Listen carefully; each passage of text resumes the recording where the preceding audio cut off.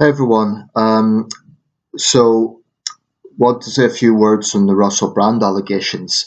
This has been a big story this week. It's sort of like the way the news cycle works. There's one thing that's in the news. I would say last week, for example, it was ban of American Bully XLs, and this week it's been the Russell Brand allegations, and then there'll be that's probably going to be surpassed already by the time I upload this with Rishi Sunak's alleged U-turn on climate pledges. In any given week, there's a lot happening on the domestic front, but there's one particular issue that is in focus. Now, I try to talk about things that are topical, but it's impossible to talk about everything. But this is one that I do want to say a few words on because I think it's one of those things that gets very polarizing, and it's like people tend to take absolutist positions on it. Not everyone, but a lot of people tend to be quite absolutist on this. It's either this is all a witch hunt, it's a smear campaign against Brand, or yeah, I always knew he was a sleazeball. It's people tend to take very polarized views. Now, I I don't like Brand. I've never much had time for the guy. I've always found him quite smug. I certainly don't align with his politics. He's pretty well to the left. I'm centre ground on most issues, on a lot of issues. I think sometimes he's been very irresponsible. For example, calling on young people not to vote. I've always found him a bit of a clown. I've never had much time for him. Apparently, he's I don't know if this is true, but apparently he's a self-confessed narcissist, which says a lot. So I don't like him, right? But that's the caveat that a lot of people have been saying. I don't like Brand, but and the but goes on to say, but I believe in due process, innocent until proven guilty. Now, I absolutely agree with that. That has to be a hallmark of our of a democratic justice system. Someone has to have their day in court if they've been accused of a serious crime. And I do share the concern of those who feel that there is a bit of trial by media sometimes with these high profile cases. Um, we have seen cases where innocent people have had allegations only to have them been cleared. An obvious example of this is Cliff Richard. But people forget that there's also another side, which is that the establishment, in this case, we could talk about the media establishment, has in the past, frankly, defended guilty parties. The most egregious example of this, of course, is the Jimmy Savile thing. So, people who are saying it's a witch hunt, they're forgetting there was another side, which is that institutions and establishments, media establishments, the BBC is prominent, but there are others. I guess in the case of Brand, it would be the comedy world, for want of a better term. He was long held up as a sort of darling of the left, a kind of eccentric left wing populist. That's why he was always kind of pitched on Question Time and programs like that. And like I said, I always found him quite smug, but my personal feelings about the man doesn't change what the situation is in the court of law. Put it this way: if Jeremy Kyle was suddenly accused of things, I would, my gut feeling would be hypocrite. You spent a career out of playing judge, jury, and executioner, and now look what happens. And but I'd still say there should be due process, and it needs to be proven.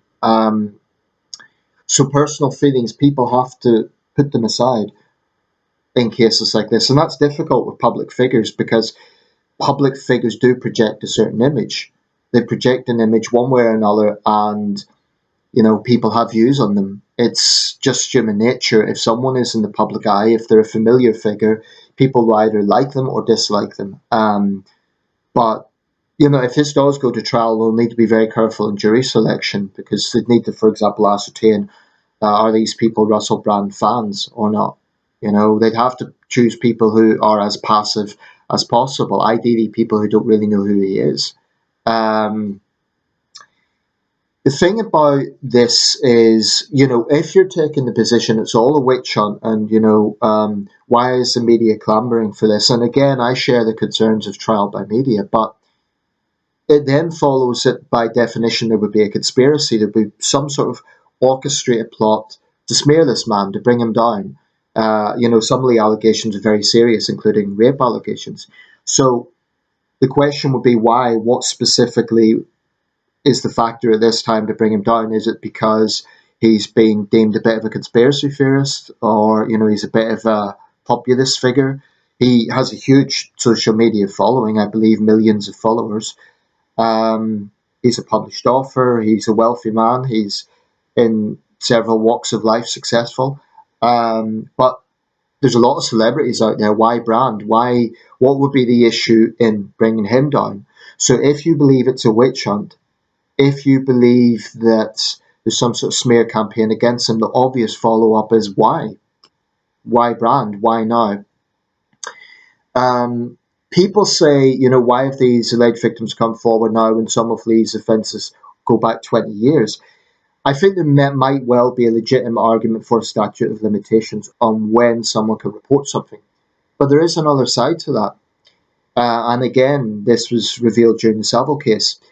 When victims come forward individually, there is a culture, this is undeniable, there is a culture of predominantly men who are protected. We've seen that in many, many cases, and that, of course, is what triggered the whole Me Too thing, where you have a powerful man. It could be someone in the arts, it could be someone in politics, it could be someone in business, but regardless, they're in a position of power, and if someone alleges something against them, they're immediately cast as an attention seeker, as only looking for money, as themselves being a narcissist. Now, that doesn't mean it's impossible. It doesn't mean that false allegations can't be made. But the fact of the matter is, those young women, girls who made allegations against Savile were basically told that they were troublemakers, and they were effectively told by the BBC to shut up, which is a disgrace, an absolute disgrace. Oh, because Jimmy's good for business, he rakes in millions for charity. I don't think it's quite as pronounced with Russell Brand. I don't think he has quite that status as Savile had at his peak. Nevertheless, he's a popular figure, and I do think there are people, in considering this a witch hunt, they're guilty of the other extreme. They're just assuming he must be innocent. They don't know that. I mean, the problem I've got here is the absolutes on either side. But at the moment, more of it seems to be veering towards, oh, it's this man isn't getting a fair hearing because it's trial by media. Well, by definition, if a public figure is accused of serious offences, that is newsworthy.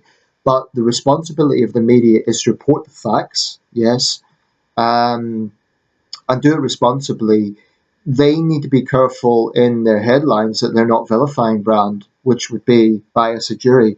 Now, the Daily Mail headline the other day was certainly skirting close to the edge. They were saying, why has the left always protected this self-described narcissist? There was a piece by Adam Pearce.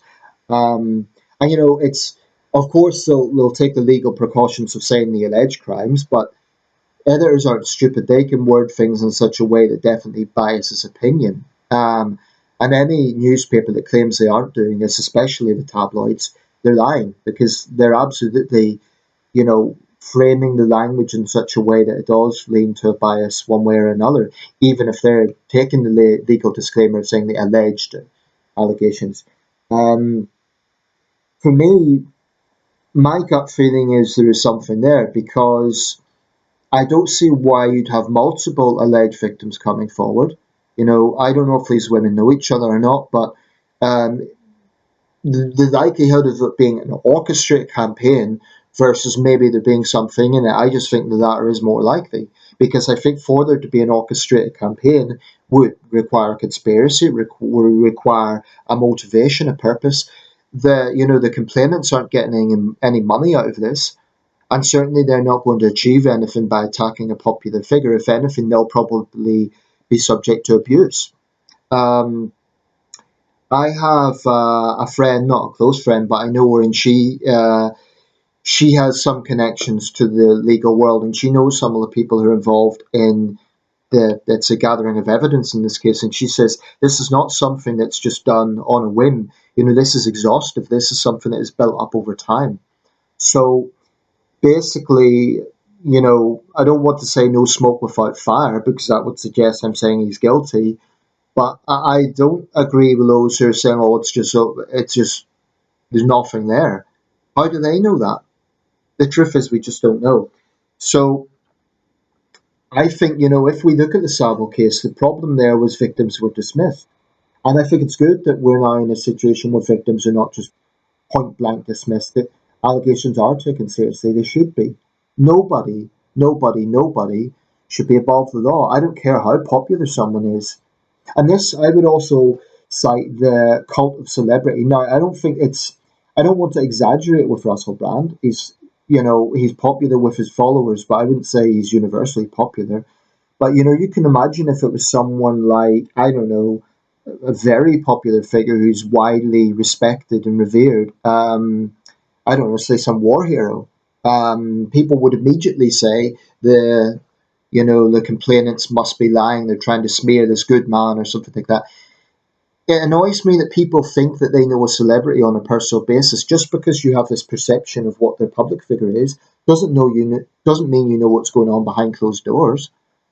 Um, so basically, my take on this is there shouldn't be trial by media, and papers have to be responsible in how they're talking about Mr. Brand. But it's equally true that it would be wrong to just dismiss those making the allegations as attention seekers. They have a right to be heard. These are serious allegations. And maybe the reason they didn't come forward 20 years ago is precisely because there was an atmosphere where they couldn't complain. It isn't easy to be a whistleblower or to raise complaints against a powerful media or celebrity figure. People are overlooking that. People will say, well, why didn't they complain earlier? Maybe precisely because if they did, they would have been dismissed because Russell Brand's a great guy. How can you attack him? I know people who agree with his politics will be. I think quite a few of them will be going out of their way to be defending him because they agree with his views on vaccines or whatever the issue is.